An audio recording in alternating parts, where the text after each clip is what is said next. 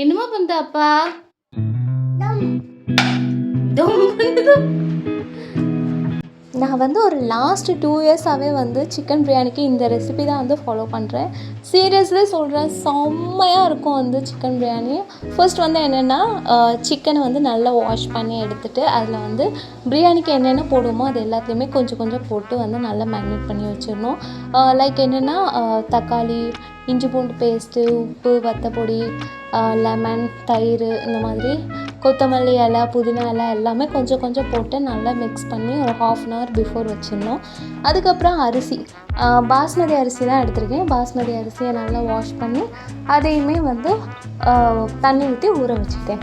அதுக்கு இடையிலே வந்து என்னென்ன ஆனியன், டொமேட்டோ என்னென்ன தேவையோ அது எல்லாத்தையுமே கட் பண்ணி வச்சுட்டு பிரியாணி பண்ண ஸ்டார்ட் பண்ணிடலாம். ஃபஸ்ட்டு வந்து கீ ஊற்றிக்கணும். கீ, அதுக்கப்புறம் ஆயில். அது நல்லா காஞ்ச உடனே பிரியாணி ஸ்பைசஸ் எல்லாமே போட்டுட்டு அது நல்லா பொரிஞ்ச உடனே வெங்காயம் நல்லா ஸ்லைஸாக கட் பண்ணி அதையும் போட்டுக்கணும்.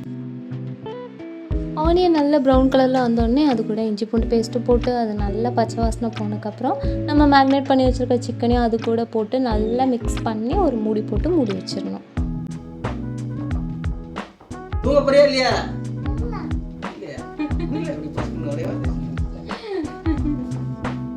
சிக்கன் ஓரளவு வெந்து தண்ணி விட்டக்கப்புறம் அதில் வந்து வத்தப்பொடி போட்டு அதுக்கப்புறம் நம்ம கட் பண்ணி வச்சுருக்கிற டொமேட்டோவும் போட்டு நல்லா மிக்ஸ் பண்ணி விடணும்.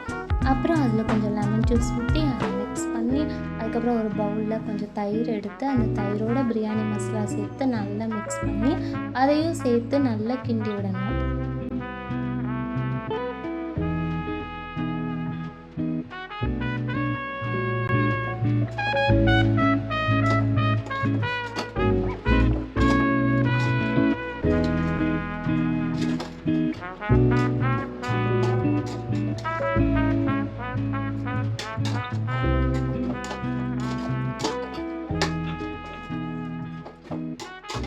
சிக்கனில் நல்ல எண்ணெய் பிரிஞ்சு வந்தக்கப்புறம் அதில் வந்து நம்ம 1 டம்ளர் பிரியாணி அரிசி எடுக்கோம்னா, நான் வந்து நல்லா அரிசி வெந்து வர்றதுக்காக 1 டம்ளருக்கு 2 டம்ளர் கணக்கு வச்சு தண்ணி ஊற்றிருக்கேன்.